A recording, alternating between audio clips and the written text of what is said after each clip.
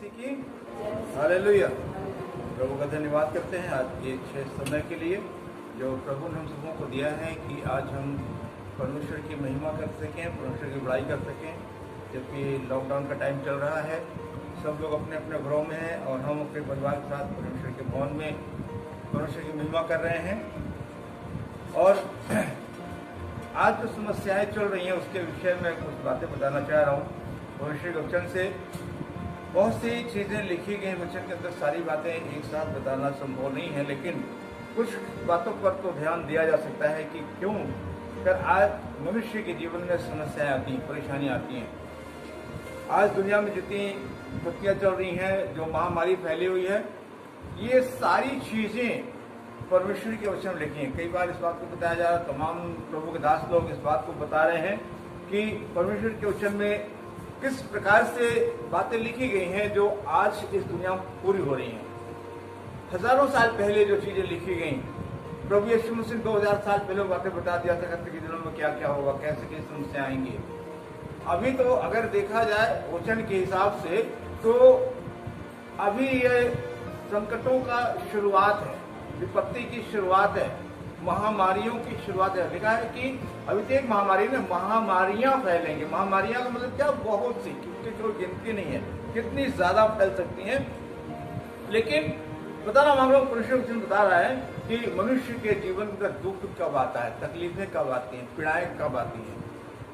यहाँ पर भजन संहिता को निकालेंगे, भजन संहिता की पुस्तक, उस पर 119 अध्याय के 67 पद को पढ़ेंगे, 67 को। तो यहाँ पर बड़ी अच्छी बात लिखी गई है, समझाया गया है कि मनुष्य के जीवन में दुख कब आता है, तकलीफें कब आती हैं, दुखित इंसान कब होता है। 119 और 67 पद पढ़े जी। उससे पहले कि मैं दुखित हुआ, हाँ, मैं भटकता था। बस, उससे पहले कि मैं दुखित हुआ मैं भटकता था। परमेश्वर के वचन के अंदर ये बातें तो लिखी ही है। अगर अपने व्यक्तिगत जीवन में इंसान देखेगा, तकलीफ आने से पहले, पीड़ा आने से पहले, क्लेश आने से पहले, क्लेश बाद में आता है, इंसान पहले भटक जाता है, गलतियां पहले करता है। बहुत बार माता पिता कुछ चीज को बच्चों को समझाते हैं, बच्चे समझते नहीं है, और जब वो भटक जाते हैं तो उनके जीवन में तकलीफ आती है, परेशानी आती है। यहाँ पर वचन बता रहा है कि उससे पहले कि मैं दुखित हुआ मैं भटकता था। ये एक साधारण व्यक्ति का लिखा वचन नहीं है, एक ऐसे परमेश्वर के दास का वचन लिखा हुआ है जो छोटे से बच्चे पर ही परमेश्वर ने उसको चुना। जब ये छोटा सा बच्चा था, लिखा है कि ये भेड़ बकरियों को चराया करता था, और उस समय इसका अभिषेक किया गया, परमेश्वर के दास के द्वारा इसका अभिषेक किया गया। एक साधारण व्यक्ति जो भेड़ बकरी का चरवाहा, गडरिया, एक बहुत बड़े राज्य का, बहुत बड़े देश का, बहुत बड़े देश का राजा बन गया। मतलब ये साधारण सी बात नहीं है। और ये अपने अनुभव बता रहा, अपने व्यक्तिगत अनुभव को शेयर कर रहा है, बता रहा है उससे पहले कि मैं दुखित हुआ मैं भटकता था। क्या हुआ? इससे पहले कि मनुष्य दुखी होता है, परेशान होता है, पीड़ित होता है, क्लेश होता है, मनुष्य भटक जाता है। हमारे और आपके जीवन के साथ भी यही होता है। मैं भी अगर अपने जीवन के साथ जीवन देखूं तो पहले क्या हुआ कि मैं बहुत सी चीजों में परेशान हुआ, भटकता था, दुनिया भटकता था। परमेश्वर के वचन एक बात और बताना मांग रहा हूं, पढ़ेंगे एक वचन को यशायाह की किताब में 53 अध्याय के 6 पद को पढ़े। आज दुनिया में केवल एक आदमी नहीं भटका है, अगर देखा जाए तमाम लोग भटक रहे हैं। आज संसार में समस्याएं चल रही हैं, पीड़ाएं चल रही हैं। बहुत बार लोग कहते हैं कि भाई आज मसीही लोग ज्यादा प्रताड़ित हैं, ज्यादा इस कोरोना महामारी में मसीही लोग, क्रिश्चियन लोग ज्यादा पीड़ित हो रहे हैं, क्योंकि इटली ज्यादा क्रिश्चियन राष्ट्र है, अमेरिका क्रिश्चियन राष्ट्र है। तो जगह तरह से क्रिश्चियन लोग, अगर आप टीवी में न्यूज में देखिए तो तमाम लोग क्रिश्चियन की लाशें जैसे जाती हैं ताबूत बना करके, तमाम ताबूत देखे जा रहे हैं। तो लोग सोचते हैं, कहते हैं कि क्रिश्चियन लोग ज्यादा पीड़ित हैं, ज्यादा मर रहे हैं, क्यों? क्रिश्चियनों को ज्यादा महामारी है। तो बताना मांग रहा हूं प्रोफेसर कि जब आदमी भटक जाता है, आज अगर देखा जाए वचन के हिसाब से और उनके कामों को देखा जाए तो वचन के हिसाब से काम नहीं हो रहा। काम ऐसी नीतियां चल रही हैं तुम में ऐसी बातें चल रही हैं, तुम ऐसे कानून बनाया जा रहा है क्रिश्चियन राष्ट्रों में जो वचन के हिसाब से नहीं है, जो परमेश्वर वचन के बिल्कुल विपरीत है, विरुद्ध है।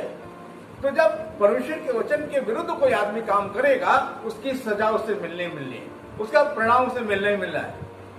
क्योंकि पढ़े शायद 53:6, हम तो सबके सब भेड़ों के समान भटक गए थे। हम तो सब के सब भेड़ों के समान भटक गए थे, हम में से हर एक ने अपना अपना मार्ग लिया। आज क्या है, सब के सब भेड़ों के समान भटक गए और सब ने अपना अपना मार्ग लिया है। सबका अपना अपना हिसाब है, मेरा ये काम, मेरा ये काम, मेरा ये धर्म, मेरा ये विचार है, मेरा मानना ऐसा है, मेरा मानना तो ये है। सब अपने अपने मान मनवा में चल रहे हैं, अपने अपने विचारों में, अपने अपने ख्यालों में चल रहे हैं। जो हमारा मन करेगा वही हम करेंगे भाई, हम तो अपनी मर्जी के मालिक हैं।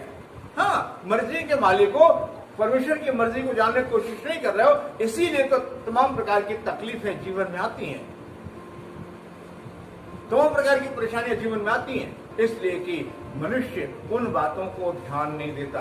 ये वचन में लिखा है कि जब अगर तो परमेश्वर के वचन को तन मन से सुने और उसके विधियों का पालन करे, उसकी आज्ञाओं का पालन करे और जो कुछ परमेश्वर की दृष्टि में अच्छा है, ठीक है, वही करे, तब ये विपत्तियां तुझ पर नहीं पड़ेंगी, तब से शायद तुझ पर नहीं आएंगी। आज अगर देखा जाए तो कौन इतने परमेश्वर के वचन का ध्यान करने वाला, विचार करके उसके अनुसार काम करने वाला है? हमें करना है, क्योंकि अगर हम परमेश्वर के वचन का काम नहीं करेंगे, अगर हम परमेश्वर के वचन से दूर जाएंगे, अपनी मनमानी करेंगे, तो इसका मतलब क्या है कि मनमानी करने मतलब क्या है कि भटक जाना। इससे पहले कि मैं दुखित हुआ, मैं भटकता था। एक व्यक्ति के विषय में बताना मांग रहा हूं और बहुत बार इस घटना को शेयर किया जा रहा, बताया जाता है कि योना के विषय में सभी लोग जानते हैं। योना एक ऐसा परमेश्वर का सेवक था जिससे परमेश्वर बात करते थे।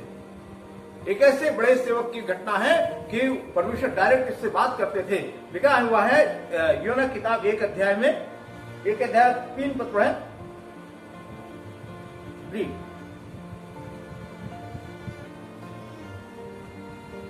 बल्कि 1 पद से पढ़ें। यहोवा का यह वचन अमित्तै के पुत्र योना के पास पहुंचा। हाँ, परमेश्वर यहोवा का वचन अमित्तै के पुत्र योना के पास पहुंचा, उठकर उस बड़े नगर निनवे क्यों जा। हाँ, परमेश्वर ने इसको आदेश दिया, परमेश्वर ने इसको आज्ञा दी, उठ करके उस बड़े नगर निनवे में जा और उसके विरुद्ध प्रचार कर। और उसके विरुद्ध प्रचार कर। आगे, क्योंकि उसकी बुराई मेरी दृष्टि में बढ़ गई। क्योंकि उसकी बुराई मेरी दृष्टि में बढ़ गई है। सोचने की बात यह है कि अगर कहीं बुरे आदमी के विरुद्ध कुछ बात कहने के लिए कहा जाए किसी को, मैं सोच रहा था कि योना आखिर इतने बड़े परमेश्वर के दास होने के बावजूद, इतने बड़े परमेश्वर के भक्त होने के बाद भी ये क्यों करके परमेश्वर की आज्ञा को उल्लंघन कर गए। बहुत बार हम इंसान हैं और घबरा जाते हैं, डर जाते हैं। और यहाँ पर जो बात कही जा रही है कि उनकी बुराई बढ़ी हुई है, लोग बुरे हो गए हैं और जा करके उनके विरुद्ध प्रचार कर। किसी बुरे व्यक्ति के विरुद्ध जा करके बोलना आसान बात नहीं होती है, कठिन बात होती है। लेकिन जब परमेश्वर बात कर रहा है इससे, तो परमेश्वर की आज्ञा पहले मानना चाहिए। भले ही कितने खराब लोग हों, कितने बुरे लोग हों, लेकिन अगर परमेश्वर ने जो काम करने के लिए कहा है उससे हमें करना है। लेकिन योना के अंदर एक बात लिखी गई है। आगे क्या लिखा हुआ है? 3 पद में, परंतु योना यहोवा के सम्मुख से तर्शीश को भाग जाने के लिए उठा। परमेश्वर ने कहा निनवे जाकर प्रचार कर, उनके विरुद्ध प्रचार कर, परंतु ये क्या किया कि तर्शीश को जाने के लिए, भाग जाने के लिए निकला, भाग जाने के लिए उठा। और आगे बहुत सारी बातें पढ़वाने का टाइम नहीं होता है, नहीं पढ़वाएंगे, लेकिन सुन लीजिए, ध्यान से सुने और पढ़ लीजिएगा। लिखा हुआ कि योना जब तर्शीश भाग जाने के लिए उठा और गया, यापो शहर में गया, वहां पर जहाज पर, पानी की जहाज पर का टिकट लेकर के बैठ गया कि वो परमेश्वर की दृष्टि से भाग जाए। और लिखा परमेश्वर जब आगे गया तो जब वो नाव में थे, समुद्र के बीच में थे, बहुत बड़ा तूफान आ गया, बहुत बड़ा समुद्री तूफान आ गया। और इस तूफान में पहले तो जो माझी लोग थे जहाज को चलाने वाले थे, नाव को चलाने वाले लोग थे, संभालने की कोशिश करते रहे किसी प्रकार से बच जाए, किसी प्रकार से हम किनारे पर ले जाए, लेकिन कोई भी इन लोगों का वश नहीं चला, कोई भी इनका गुण जो था, कोई भी युक्ति इनकी काम नहीं आ रही थी और ये किसी प्रकार से नाव को किनारे नहीं ला पा रहे, जहाज को किनारे नहीं ले जा पा रहे थे और यहाँ लग रहा था कि जहाज अब डूब जाएगी, सब मर जाएंगे, नष्ट हो जाएंगे। पहले तो इन्होंने किया कि सोचा कि चलो अगर ऐसे नहीं पार पा रहे हैं तो हम हल्की कर लें नाव को। तो जो माल लगा हुआ था, जो वजनी सामान था, उस वजनी सामान को निकाल के उठा करके लोग समुद्र में फेंक दिए। फिर भी संभाल नहीं पा रहे थे, फिर भी ऐसा लगा था डूब जाएंगे, मर जाएंगे, नष्ट हो जाएंगे। तो इन लोग सोचा कि शायद कुछ ऐसा हुआ होगा, किसी ने कोई गड़बड़ किया है क्या। हर आदमी के दिमाग के अंदर कुछ ऐसी बातें आती है, शायद कुछ गड़बड़ी इसके कारण से हम लोग बराबर जाते हैं, ऐसा तो नहीं होता है, आज क्यों ऐसा हो रहा है, शायद कोई कारण होगा, कोई दिक्कत होगी, किसी ने पाप किया हो, किसी के कारण ये समस्या आई है। तो लोगों ने विचार किया, तब जितने लोग जहाज में थे सबके नाम की चिट्ठी डाली और आज ही नहीं, बहुत बार लोग पर्ची निकालते हैं, पर्ची डालते देखो किसके नाम से निकलता है, क्या होता है, कोई घटना होती है लोग पर्ची निकालते हैं। तो ऐसे करके आज से नहीं बल्कि बहुत सालों से ये सिस्टम चला रहा है। लोग ऐसा मानते हैं कि अगर कुछ समस्या और कुछ लोग हैं उसमें समस्या आ रही तो पता है किसके कारण से समस्या आ रही है, तो लोग पर्ची डालते हैं, देखा जाए किसके लिए किसका नाम निकलता है। तो उस समय भी ऐसे लोगों ने किया और जब पर्ची डाली गई तो योना का नाम निकला, लेकिन और चिट्ठी पत्री योना के नाम से निकली, पर्ची योना के नाम से निकली और तब योना को जाकर के लोगों ने देखा कहाँ आदमी है। तो सोचिए कि यहाँ पर तो विपत्ति है, लोग मरे जा रहे हैं, लोग बचाने की कोशिश कर रहे हैं, नाव को डूबने पर है, परेशान है लोग, चिंतित है और अपने देवताओं के अपने जिसको विष्णु देव उनका था मान, उनको उनकी उपासना करते थे, उनसे मनौती कर रहे हैं, मन्नत मान रहे हैं, मना रहे हैं, गिड़गिड़ा रहे हैं लोग। लेकिन ये आराम से लिखा है कि निचले भाग में जाकर गद्दी पर सो रहा था, ये व्यक्ति आराम से सो रहा था। लेकिन उसके बाद लिखा हुआ है कि तब जाकर के उसको जगाया, कहा कि भाई तू कहाँ का रहने वाला है, कौन है तू, क्या करता है, तेरा काम क्या है। तो इसने कहा तब से सारी बात बता दी कि ऐसा हुआ था, मैं परमेश्वर यहोवा का भक्त हूँ और परमेश्वर मुझे एक आज्ञा दी थी, ये निन्वे नगर में जाकर के प्रचार करने के लिए, उनके विरुद्ध प्रचार करने के लिए मैंने नहीं किया, मैं डर गया, मैं यहोवा के दृष्टि से भागा हूँ, मैंने पाप किया है, मैंने आज्ञा उल्लंघन किया परमेश्वर का, इसलिए मेरे कारण विपत्ति आई है। तो ऐसा करो कि मुझे उठाकर समुद्र में डाल दो तो ये तूफान थम जाएगा। सोचिए, गलती भी खुद कर रहा है और लोगों को युक्ति भी खुद बता रहा कि हम कैसे आप बच पाओगे। गलती मैंने की इसलिए मुझे समुद्र उठाकर फेंक दो, मैं केवल मरूंगा, बाकी आप लोग बच जाओगे।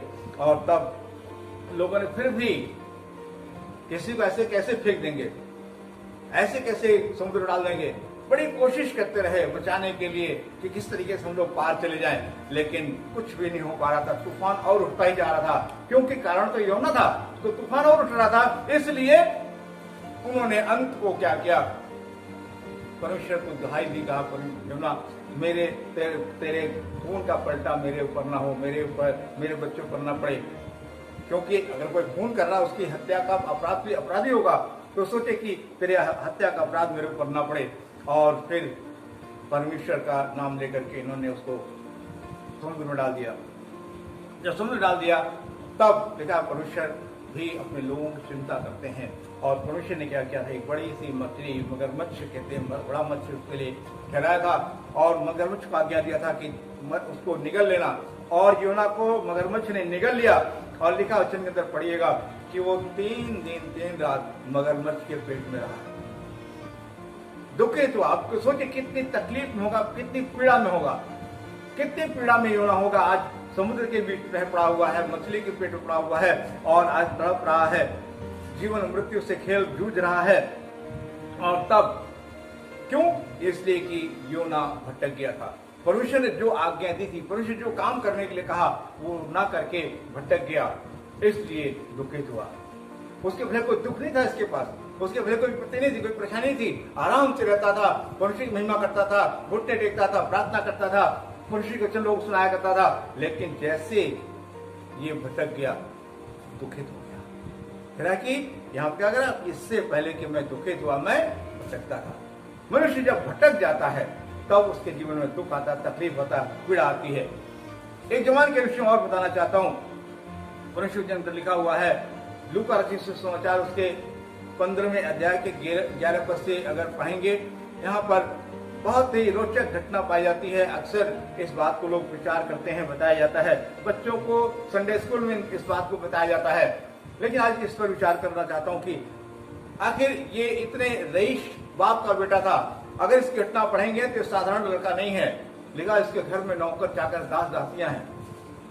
ये साधारण परिवार का नहीं है, अपने हाथ से कोई काम नहीं करता है। पढ़ लीजिएगा इस घटना को, तो लिखा है कि ये अपने हाथ से कोई काम करता नहीं है। सब कुछ इसके घर में दास दासियां नौकर हैं, नौकर चाकर सब हैं, बड़ा घर है, एक बड़े रईस बाप का बेटा है। लेकिन हुआ क्या, इसका आचरण गड़बड़ हो गया, इसका आचरण खराब हो गया। इसके जीवन में तमाम प्रकार की बुराइयां आ गई, तमाम बुरे दोस्तों की संगति में पड़ गया, क्योंकि धन की कमी नहीं थी, पैसे कमी नहीं थी, तमाम प्रकार के उल्टे सीधे काम कर रहा था। और जब इसके भाई ने, बाप ने समझाने की कोशिश किया, मालूम हुआ कि ये बुरा कर रहा है, गलत काम कर रहा है, नशे का शिकार हो रहा है, नशा करके आ रहा है, तो भाई, बड़ा भाई था, बाप थे, समझाने की कोशिश कर रहे होंगे, सिखाने की कोशिश कर, बेटा ऐसा ना करो, ठीक नहीं, अच्छी बात नहीं है। शायद इसको लग रहा था कि मेरे बाप, मेरे भाई मेरी खुशी नहीं चाह रहे हैं। बहुत ऐसे होता है ना कि जब आदमी को समझाया जाता है तो उसको बुरा लगता है, सोचते हैं कि ये हमारी खुशी नहीं चाह रहे हैं। शायद बच्चा भी सोच रहा होगा कि ये मेरी खुशी नहीं चाह रहे हैं, मैं अपनी मर्जी से कुछ नहीं करने पाता हूँ, जो कुछ भी करूँ इनकी मर्जी से करूँ, मैं क्यों ऐसा करूंगा, मैं भी अपनी मर्जी का मालिक हूँ। ये सारी दुनिया के लोग मर्जी के मालिक हैं, मेरी मर्जी जो आकर वही करूंगा, जो मेरा मन करेगा वही करूंगा। किसी की सुनने वाले नहीं, किसी बात समझाने को समझने वाले नहीं लोग हैं। इसलिए ये लड़का भी नहीं समझा, और जब नहीं समझा इसको गुस्सा आया, मैं तो अपने हकदार हूं, मेरा हिस्सा है, जो कुछ मेरा हिस्सा, बाप से कहना, पिताजी जो कुछ मेरा हिस्सा मुझे दे दीजिए, मेरा हिस्सा जो भी आता है मुझे दे दीजिए। मैं अब एक साथ नहीं रह सकता, मेरी अब भाई से नहीं बन सकती है, अब मैं एक साथ नहीं रह सकता हूं। लड़ाई झगड़े हुए, तमाम विवाद हुआ, लेकिन पहले तो भाई ने, बाप ने समझाने की कोशिश किया होगा, रिश्तेदारों को बुलाया होगा, मनवाया होगा कि तरह इस भाई सही ढंग से रह जाए, ठीक से रहे, घर में सही ढंग से रहे, अलग रहेगा, अभी से क्या होगा, अब इसकी शादी भी नहीं हुई है, क्या होगा इसका, अकेला लड़का कैसे क्या करेगा। तो तमाम तरीके से उसको समझाने की कोशिश किया गया, लेकिन वो लड़का किसी बात में राजी नहीं हुआ, मानने को तैयार नहीं था। क्यों? क्योंकि उसके जीवन में तो बड़ी विपत्ति आने पड़ती, समस्या आने पड़ती। लिखा हुआ है कि बहुत समझाने के बाद भी जब वो नहीं माना, तो उसका हिस्सा उसे दे दिया गया। उसका जो हक था, जो हिस्सा था, उसका हिस्सा उसे बांट करके दे दिया। लिखा पिता ने उसकी संपत्ति उसे दे दी, और लिखा है कि कुछ दिन ही रह गया था, कुछ ही दिन रहा, उसे सारी संपत्ति को इधर उधर कर दिया, बेच बाच दिया, खेती जमीन जो थी वो बेच दिया, पैसा इकट्ठा कर लिया, और पैसा लेकर लिखा तो दूर देश को चला गया। क्योंकि अगर कोई अपना गलत काम कर रहा है, बुराई कर रहा है, शराब पी रहा है, गलत तरीके से रह रहा है, तो बड़े भाई के सामने, बाप के सामने शायद मनमाना नहीं कर पा रहा होगा, फिर भी नहीं कर, भले अपना पैसा था लेकिन फिर भी सोचता होगा, संकोच करता होगा थोड़ा बहुत। अभी भी कुछ लोगों का दबाव बन रहा होगा, जिस शहर में रहता था, रिश्तेदार लोग होंगे, तो कुछ तरह से दबाव बन रहा होगा, इसलिए वो सोचा कि यहाँ रह करके फिर भी मैं अपने पैसे को भी, अपने धन को भी अपने तरीके से खर्च नहीं कर पा रहा हूँ, अपने तरीके से नहीं कर पा रहा हूँ। दिमाग के सारी बातें आई होंगी, बहुत सारी बातें लिखी नहीं बाइबल में, लेकिन ये सारी चीजें दिमाग के अंदर उसका जरूर आए, क्योंकि ऐसे ही वो सबको दिखा कि अपना सब कुछ बेच करके दूर देश चला गया। तो मैं सोच रहा था कि ऐसा नहीं हो सकता है कि वही करके सब चला गया हो, तो तत्काल कर लिया, नहीं, बहुत से ख्याल उसके जीवन में आ रहे होंगे कि भाई रिश्तेदार हैं, भाई हैं, चाचा होंगे, बुआ को फल होंगे, और भी कोई रिश्तेदार होगा। तो बहुत बार होता है कि अपने बड़ों के सामने आदमी कितना भी गड़बड़ होता है, लेकिन बड़ों के सामने थोड़ा तो लिहाज करना पड़ता है, मनमाना नहीं कर पा रहा होगा, सोच रहा होगा कि मैं अपना धन ही अपनी मर्जी से खर्च नहीं कर पा रहा हूँ, अपने तरीके से मैं नहीं रह पा रहा हूँ, इसलिए उसने अपनी सारी संपत्ति को इकट्ठा कर लिया, बड़े बड़े सामान को बेच दिया, नोट इकट्ठी कर ली, और उसके बाद पैसा लेकर के दूर देश में चला गया। और लिखा वहां पर गया तो उसने क्या किया, लिखा है उसने वहां जा करके अच्छा काम नहीं किया, अपने पैसे को किसी अच्छे काम में नहीं लगाया, उससे कुछ कमाए खर्च करे नहीं, लिखा कि अभी तो पैसा है क्या करना है, मनमाना खर्च करता है। लिखा अपनी सारे पैसे को, सारी दौलत को कुकर्म में उड़ा दिया।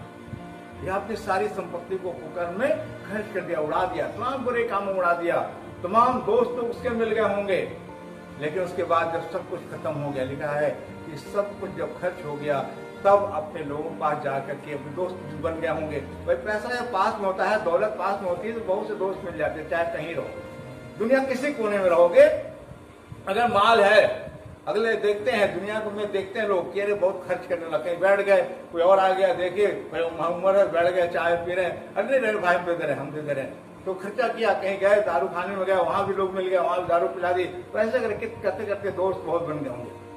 और लिखा है कि कुछ ही दिन बीते थे, उसने सारा पैसा कुकर में खर्च कर दिया, सब बर्बाद कर दिया। और जब खर्च सब कुछ खर्च हो गया तो उसके बाद अब क्या खाएगा, अब क्या उड़ाएगा, नौकरी ढूंढने लगा, अब सोचो कुछ करो, अब चलो कुछ करो, नहीं तो क्या खाएंगे। नौकरी ढूंढने के लिए पहुंचा और कहीं उसे नौकरी नहीं मिल रही थी। एक व्यक्ति था जिसके पास ढेरों सुअर थे, एक व्यक्ति था जिसके पास ढेरों सुअर थे। उसने कहा ठीक है चलो तुम मेरे यहाँ काम कर सकते हो, तुम्हें काम दे सकता हूँ, पर तुम्हें तनख्वाह कुछ नहीं दूंगा, तुम्हें सैलरी नहीं मिलेगी, बस तुम्हें खाना व्यवसाय अलग से नहीं मिलेगा, सुअरों के लिए दाना दिया जाता है, सुअर खाते हैं, उसी दाने में तुम भी खा लिया करना, सुअर के खाने में से तुम भी थोड़ा खा लिया करना, बस जाओ सुअर चराओ।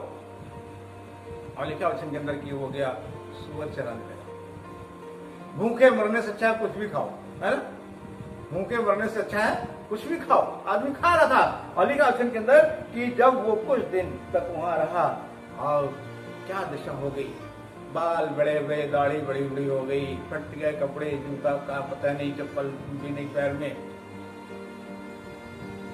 एक दिन बैठे हुए दुखित क्यों आए, क्यों तकलीफ में हुआ, इसलिए कि वो भटक गया, भटक गया तब तकलीफ आई। बाप के घर में तकलीफ नहीं थी, बाप के घर में तो शांति थी, आदेश करता था, नाम लेता हुआ अपने नौकरों का, अपने दासों का, ए फलाना जूते लेकर क्या आओ, ये फलाने कपड़े लेकर क्या आओ, पानी पिलाओ, हुक्म जताता होगा। लेकिन आज क्या कर रही है, आज इसके जीवन में इतनी बड़ी तकलीफ आ गई, परेशानी आ गई, आज सूरों के बीच में रहना पड़ रहा है, सूरों के बीच में रह करके सूरों का दाना खाना पड़ रहा है। कपड़े लाह के देने वाला कौन, इनके अपने कपड़े फट चुके हैं, कपड़ा भी नहीं अलग से लेकर पहनने, कुछ नहीं है इनके पास, कंगाल हो गए, भिखारी हो गए, कुछ नहीं है, भीख मांगने पर भी नहीं मिला, इसलिए सुबह चलाना पड़ा। इससे पहले रेस ज्यादा थी इनके पास, अमीरी थी, अधिकार चलता था, आवाज निकालते चीज सामने आ जाती थी। देखा है उसके अंदर, अगर पढ़ेंगे उसके बाद कि ये ऐसे घर का बेटा है, इस घर में नौकर है, दास दासियां हैं। जब ये वापस आया है तो लिखा हुआ कि एक दिन तत्काल पिता ने फटाफट भोज का इंतजाम कर दिया। आज बहुत बड़े लोग भी एक दिन में अपने दोस्तों के लिए, अपने जितने जान पहचान वालों के लिए भोज का इंतजाम नहीं कर सकते हैं, बहुत मुश्किल है एक दिन में इंतजाम करना, लेकिन इसने तत्काल ऑर्डर किया और फटाफट बड़ा भोज तैयार हो गया। क्यों, नौकर चाकर सब कुछ, कोई बात की कमी घटी नहीं इसके पास, तब उसके पास कोई तकलीफ नहीं थी, कोई पीड़ा नहीं थी, ये दुखित नहीं था, आनंद मना रहा था, जो चाहता था वो करता था। लेकिन दुख आ गया, इतना बड़ा दुख आया कि सूरों के बीच में रहना पड़ा, सूर चलाना पड़ा। एक ऐसे बेटे को, ऐसे लड़के को जो अपने हाथ से कोई काम नहीं करता था, अपने हाथ से लेकर के पानी तक नहीं पीता था, उसे आज सूर चलाना पड़ा था। क्यों, क्योंकि ये भटक गया था। ये बहुत बार हमारे साथ होता है कि जब भटक जाते हैं तो तकलीफ आती है, भटक जाने के कारण तकलीफ होती है, पीड़ा होती है, क्लेश होता है, अनाज्ञाकारिता के कारण, आज्ञा न मानने के कारण, किसी की ना सुनने के कारण तकलीफ आती है, पीड़ा आता है। बहुत आगे होता है कि हम मर्जी से काम करेंगे, अपने तरीके से जिएंगे, लेकिन वो उल्टा हो जाता है। अपने तरीके से क्या, वो किसी के तरीके से जी नहीं पाता, चल नहीं पाता, यहाँ तक कि उसके जीवन में शोक ही शोक होता है। इससे पहले कि मैं दुखित हुआ, मैं भटकता था। इसके आगे वाली आयत, इसी 119, 57, 67 को नीचे के हिस्से को पढ़ दें। परंतु अब मैं तेरे वचन को मानता हूं। इस लड़के के लिए प्रभु धन्यवाद करता हूं, योना के लिए प्रभु धन्यवाद करता हूं कि भले ही भटक गया था, तकलीफ में आया, लेकिन परमेश्वर के वचन को मान लिया। जब तकलीफ आई, पीड़ा आया, क्लेश आई, मगरमच्छ के पेट में रहा, लिखा है कि उसने दुहाई दी, रो रो करके उसने दुहाई दी, मगरमच्छ के पेट में जाकर दुहाई दी, चिल्ला चिल्ला कर रोया, माफी मांगी और फिर परमेश्वर ने उपकार किया। परमेश्वर मगरमच्छ को आदेश दिया, आज्ञा दी, मगरमच्छ ने ला करके उसे सूखी भूमि पर उगल दिया। मगरमच्छ सूखी भूमि पर आया, वहां आकर के उसको उगल दिया और फिर योना जा करके निनेवे नगर में प्रचार किया। निनेवे में जाकर के उन्होंने प्रचार किया, तब उसके जीवन की जब उसने परमेश्वर वचन को मान लिया, जब परमेश्वर वचन को मान लिया, परमेश्वर वचन के अनुसार काम किया, उसके जीवन की तकलीफ चली गई और जाकर के निनेवे में प्रचार किया। इस लड़के के साथ यही हुआ। एक दिन जब वो पड़ा हुआ था, सूरों के बीच में पड़ा हुआ था, लिखा है कि जब वो अपने आपे में आया, सोचने लगा, बैठा हुआ था, सूरों के बीच में बैठा हुआ था, सोच रहा था कि देखो मेरी क्या दशा होगा, अपने आप से बात कर रहा होगा, मेरी ऐसी दशा हो गई है, मेरे घर में इतने नौकर चाकर थे, मैं अपने हाथ से पानी तक लेकर के नहीं पीता था, मैंने कभी कपड़े धोए नहीं, साबुन कैसे कपड़े रगड़ते मुझे पता ही नहीं है, मैंने कभी कोई काम नहीं किया, हमेशा कपड़े धुले प्रेस किए मिला करते थे, जूते के पॉलिश लगे हुए मिलते थे, मुझे हर चीज जो भी मैं ऑर्डर करता था तुरंत मेरे पास आ जाया करता था। मैं किस प्रकार कितना निकम्मा हूँ, कितना भागा हूँ कि मैंने ये काम क्या किया है, मैंने तो पाप किया है, मैं भटक गया हूँ, मैं पिता से दूर चला आया हूँ। इसलिए वो उस समय पड़े पड़े तड़प था, रोने लगा और अपने आप में आकर सोचने लगा, मैं तो यहाँ भूखा मर रहा हूँ, मेरे घर में, मेरे पिता के घर में नौकरों को भी, दासों को भी भोजन से अधिक रोटी मिलती है, इतनी रोटी मिलती है खा नहीं पाते हैं, कुछ खाते हैं कुछ फेंक देते हैं, जानवरों को डाल देते हैं, और आज भी मैं यहाँ भूखा मर रहा हूँ। अब मैं उठ करके अपने पिता के पास जाऊंगा, अब मैं उठ करके अपने पिता के पास जाऊंगा और उनसे कहूंगा, पिताजी मैंने आपके दृष्टि में और स्वर्ग के विरोध में पाप किया है, अब मैं इस लायक नहीं हूं, अब इस योग्य नहीं हूं कि आपका पुत्र कहलाऊं, क्योंकि मैं भटक गया था, मैं परेशान हो गया था, मैंने मनमानी करी है। और जाकर के पिताजी से सिर्फ इतना कहूंगा, पिताजी मैं इस योग्य नहीं हूं कि आपका पुत्र कहलाऊं, आपका बेटा कहलाऊं, बस केवल एक नौकर की तरह मुझे भी रख लीजिए, एक दास की तरह मुझे भी रख लीजिए। सोचा होगा कि कम से कम मैं जाऊंगा, एक दास की तरह रहूंगा, कम अच्छा खाना मिलेगा, रहने के लिए अच्छी जगह मिलेगी, कपड़े अच्छे खासे मिलेंगे, मुझे सूरों के बीच में तो नहीं रहना पड़ेगा। और इसलिए उसने पछतावा किया, माफी मांगी, और लिखा हुआ कि वो लौट करके, लिखा उसने सोचा ही नहीं, विचार ही नहीं किया, परंतु लौट करके आया। और लिखा हुआ है वचन के अंदर कि जब वो अपने घर के पास पहुंचने पर था, तो लिखा है कि जब पिता ने दूर से उसको देखा, लिखा है दूर से पिता ने देखा उसे, तो देख करके उसने पहचाना कि मेरा बेटा है। मैं सोचता हूँ कि पहले तो ऐसा नहीं था, इससे बिगड़ी हालत में तो नहीं गया था, पैर में जूते नहीं है, सही कपड़े नहीं है, दाढ़ी के बाल बड़े हुए हैं, सर के बाल बड़े हुए हैं, बुरा हाल उसका है, पर पिता ने दूर से उसको पहचान लिया। पिता की दृष्टि कितनी तेज होती है। माँ बाप चाहे कितना भी बेटा खराब हो जाए, लेकिन माँ बाप उसे पहचान सकते हैं, कितना बुरी दशा उसकी हो, लेकिन माँ बाप उसे पहचान सकते हैं। शायद 1.5 लौल भी कमजोर हो गया, दुबला हो गया, मोटा तगड़ा हट्टा कट्टा गया होगा ना, खाने को बिना टूट गया, हड्डी दिख रही होगी, हड्डी बदली, अपने आप को मत देखो, तो हड्डी दिख रही होगी, दुबला कुरूप हो गया होगा, लेकिन सब कुछ अगर बदल जाए, आदमी की चाल नहीं बदलती। कहते हैं कि सब कुछ बदल जाए, दुबला हो जाए, पतला हो जाए, मोटा हो जाए, लेकिन चाल उसकी जल्दी बदलती नहीं है। दूर से पिता ने देखा होगा, कैसे देखा होगा दूर से, शायद अपने छत पर इंतजार कर रहा होगा, देख रहा होगा, मेरा बेटा जरूर आएगा, मेरा बेटा जरूर आएगा, एक दिन जरूर आएगा, भले भटक गया है, दुखित होगा, परेशान हो। बाप को मालूम है, क्योंकि बाप का अनुभव तो होता ही है, बड़ों का अनुभव होता अपना। शायद बाप सोच रहा होगा कि जरूर मेरा बेटा आएगा, एक न एक दिन जरूर आएगा, और वो इस इंतजार में उसके और जिधर गया था उधर देख रहा होगा, चारों घूम देख रहा होगा कि कब आएगा मेरा बेटा। और एक दिन नजर एक व्यक्ति के ऊपर पड़ी जो चला आ रहा था, पहले उसने देखा होगा शायद कि कितना दुर्बल, कुरूप, दाढ़ी के बाल बड़े, सर के बाल बड़े, कपड़े फटे हुए हैं, पैर में जूते भी नहीं है, ये नहीं होगा, ये नहीं होगा, ये मेरा बेटा नहीं हो सकता। उसने और गौर से देखा होगा, शरीर सब कुछ तो ठीक, पर वही है, इसकी चाल तो वैसे ही है, चाल तो वही है, मेरा ही बेटा है। और दूर से देख करके पिता ने उसे पहचान लिया। जब पहचान लिया, लिखा कि दौड़ कर उसे गले लगा दिया। वचन में लिखा है कि दौड़ कर उसे गले लगा, लेकिन अगर सोचा जाए कि तुरंत तो कैसे पहुंच गया होगा पिता।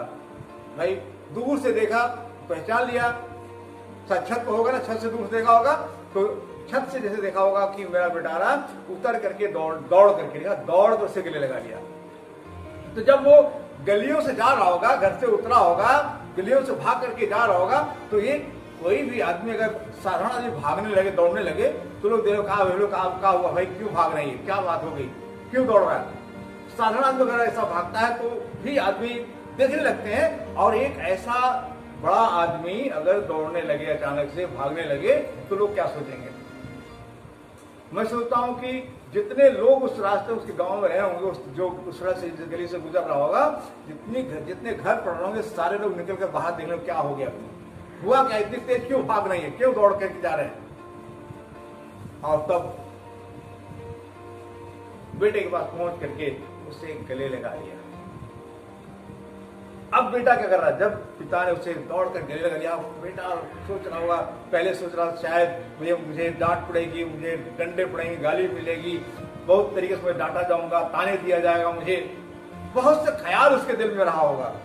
अगर सोचा जाए तो बहुत से ख्याल उसके दिल में होगा कि क्या क्या बातें मुझे सुननी पड़ सकती है, शायद मुझे डांटा भी जा सकता है, तेरा क्या है यहाँ, क्यों तू आ गया, फिर अब क्या तेरा रह गया है, तो सब कुछ तो अपना बर्बाद कर दिया, भाग यहाँ से, भाग यहाँ से, डंडे पड़ेंगे, क्या होगा। लेकिन वो सोच कुछ और रहा था, लेकिन ऐसा नहीं हुआ।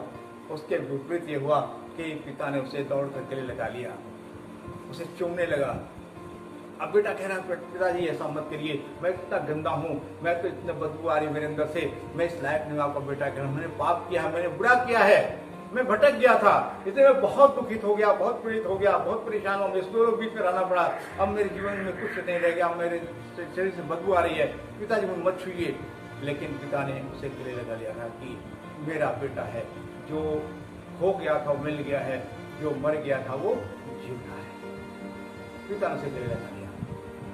जब इंसान अपने आप को मान लेता है, परमेश्वर ने प्रभु यीशु से एक दृष्टांत कहा था, उदाहरण दृष्टांत दे रहे इस तरीके से है, जब इंसान दुनिया में जाकर के भटक जाता है, दुनिया में चला जाता है, परमेश्वर पिता को भूल जाता है, उसके जीवन में तमाम तकलीफें आती हैं, तमाम पीड़ा आती हैं, तमाम क्लेश होता है। लेकिन जब वो परमेश्वर के पास लौट करके आ जाता है, जब परमेश्वर के पास लौट कर फिर आ जाता है, तो परमेश्वर उसके सारे कष्ट को दूर करते हैं, उसके सारे कष्टों को दूर करते हैं और उसको अपने गले लगा लेते हैं और उसको पहला अधिकार फिर से प्रदान करते हैं। इसलिए परमेश्वर के वचन की तरफ ध्यान करें। क्या कह रहा है, उससे पहले मैं दुखित हुआ, मैं भटकता था, परंतु अब मैं तेरे वचनों को मानता हूँ। जब परमेश्वर के वचन को इंसान मानना शुरू कर देगा, परमेश्वर का वचन उसके पांव के लिए दीपक और उसके मार्गों के लिए उजाला बन जाएगा, उसको सही राह दिखाएगा, वो भटकने नहीं पाएगा, वो सही राह पर चलेगा और फिर वो दुखित नहीं होगा, फिर वो अपने जीवन में परमेश्वर की महिमा करने पाएगा। आज मेरी प्रार्थना ही है कि हम सब जो दुनिया के लोग आज भटक रहे हैं, तमाम प्रकार से मनमानी संसार में हो रहा है, लोग अपने अपने रंग में हैं, अधिक न्यूज सुनते हैं, इतनी तकलीफ होती है, लोग परेशान हैं, लोग बेघर हो जा रहे हैं, लोग खाने बगैर परेशान है, खाने को नहीं मिल रहा है, लोग अपनी राजनीति झोंक रहे हैं। लोग कोई किसी की मदद कर रहा है, उसमें राजनीति आ रही तो अपनी मदद अपनी राजनीति के लिए कर रहे हैं। किसी की मदद करना भी आज ऐसा हो गया है कि अपने आप को शो करना चाह रहे हैं, अपने आप को दिखाना चाह रहे हैं। बहुत जगह लोग बात करते हैं, अरे किसी के दिल में आया कि किसी ऐसे परेशान की जो आज परेशान है कोरोना में, आज जगह कहीं रास्ते में है, उसको कुछ खिला पिला दिया, कुछ पानी दे दिया, कुछ पैकेज लोग दे रहे हैं, फिर भी लोग उनकी हंसी उड़ाते हैं। कैसे कैसे लोग भटक गए हैं। आज इतनी तकलीफ में परेशानी इसलिए दुनिया में है क्योंकि सब ने अपना अपना मार्ग लिया है, सबके अपने अपने विचार हो गए हैं। मेरी प्रार्थना है और हम नहीं चाहते ही प्रार्थना करते हैं, हम लोग अपनी प्रलासा ही प्रार्थना करें कि परमेश्वर लोगों की मन की आंखों को ज्योतिर्मय कर दो ताकि सत्य को भली भांति पहचान सकें, लोग बुराई से फिर जाएं, गंदे कामों से फिर जाएं और आपकी तरफ देखने पाएं, जीत परमेश्वर की तरफ देखने पाएं और सबके मनों में अक्सर जो कुछ आज बुरा उत्पन्न हो रहा है, अच्छी बातें आने लगे, अच्छे ख्याल लोगों का आ जाए और लोग अपने जीवन से परमेश्वर की महिमा कर सकें, परमेश्वर के वचन का पालन कर सकें, ताकि लोग आशीषित हों और परमेश्वर की महिमा कारण हों। और तमाम विपत्तियां संसार में फैली हुई हैं, चल रही हैं, वो सारी विपत्तियों से लोग मुक्त हों, महामारी से लोग मुक्त हों और परमेश्वर की महिमा उनके जीवन में होने पाए, और जब इस संसार को छोड़ें परमेश्वर के राज्य के वारिस बन सकें, परमेश्वर के बेटे और बेटियां बन करके उसकी महिमा के कारण हो सकें। प्रभु आप सबों को आशीष